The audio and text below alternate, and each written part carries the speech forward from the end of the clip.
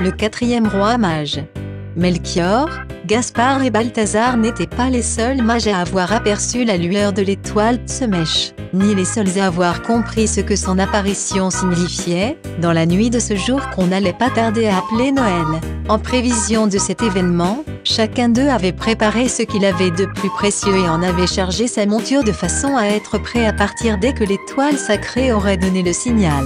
C'est ainsi qu'au premier scintillement de l'objet céleste, Gaspard avait quitté l'Inde sur son majestueux éléphant. Il tenait, serré contre son cœur, la plus grosse de ses pépites d'or reposant sur un coussinet de velours pourpre, enfermé dans un coffret doré, incrusté de pierres précieuses. Le chameau de Melchior s'était lui aussi mis en route, quittant la Perse avec son odorant encens. Quant à Balthazar, son fier coursier était chargé de l'inestimable myrrhe d'Arabie. Le nom du dernier mage ne figure nulle part dans les Écritures, trop commun, sans doute, pas assez, et même pas du tout exotique. On ne parle pas non plus du cadeau qu'il fit à l'enfant Jésus. Et pourtant, ce quatrième mage, donc, s'appelait François. Il habitait dans un petit village de l'actuelle Bourgogne, non moins généreux que ses trois collègues, dont il ignorait d'ailleurs l'existence. Il avait fait tisser, par les plus habiles ouvrières de sa région, des dizaines de mètres de dentelle d'une finesse inégalable.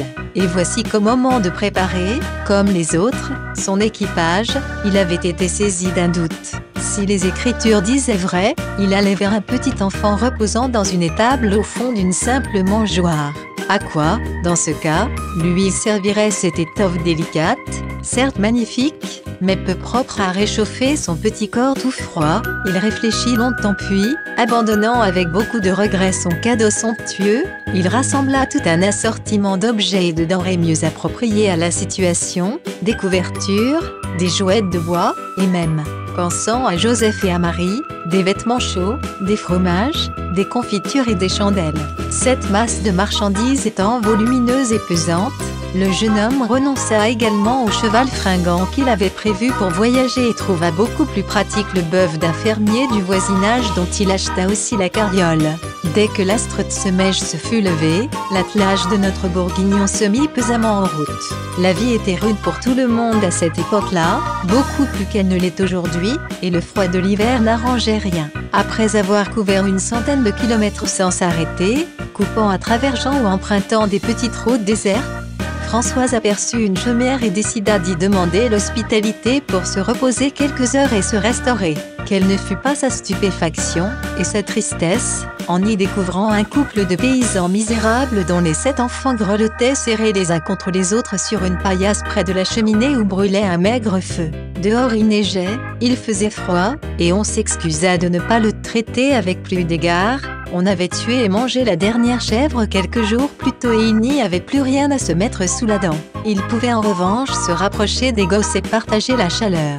Dès qu'il ferait jour, le père sortirait voir si ses pièges avaient fonctionné et peut-être qu'avec un peu de chance. François n'hésita pas une seconde, il tira de sa carriole quelques couvertures, des vêtements chauds, des joujoux et des victuailles qu'il déposa sur la grande table de la cahute, à la grande joie des paysans. Il dormit quelques heures pour reconstituer ses forces, et repartit silencieusement, au milieu de la nuit, dans l'air glacial. Sommeil semblait l'attendre dans le ciel. Tiens, pensa François, on dirait qu'elle a grossi. Alors qu'il traversait un petit bourg, le lendemain, il entendit des sanglots s'échapper d'une fenêtre. Intrigué, il s'arrêta, toqua, se trouva devant une pauvre veuve incapable d'assurer la subsistance de ses 6 enfants, partagea de nouveau le contenu de la carriole, reprit sa route, et il en fut de même le surlendemain, le jour suivant, celui d'après. Sommeil brillait de plus en plus au firmament. Oh, disait François, je me rapproche du but. Mais quand le jeune homme arriva non loin de la grotte, il réalisa qu'il n'avait plus rien à offrir à Jésus. Il avait semé sur son chemin les couvertures, les vêtements chauds, les joujoux, les confitures, les fromages et les chandelles. La carriole vide avait servi, l'avant-veille, alors que le froid était particulièrement mordant, à alimenter la cheminée d'une masure habitée par 2 vieillards malades, et le bœuf avait, hier, rassasier un village où régnait une terrible famine.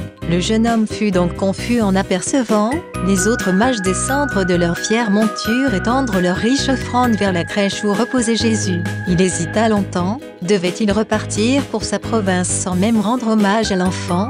Pouvait-il s'approcher, quand même? Alors qu'il arrivait les mains vides, François ne parvenait pas à se décider. Il attendit longtemps. Les coffrets contenant l'or, l'encens et la myrrhe reposaient au pied de la crèche où Jésus sommeillait. Les trois rois semblaient dormir eux aussi, ainsi que Marie et Joseph, appuyés contre la paroi de la grotte sombre. C'est le moment ou jamais, pensa François. Personne ne peut me voir et il me faut absolument aller saluer ce bébé. Il s'avança donc. Personne ne s'éveilla, en effet, lorsqu'il se pencha avec ferveur sur le berceau.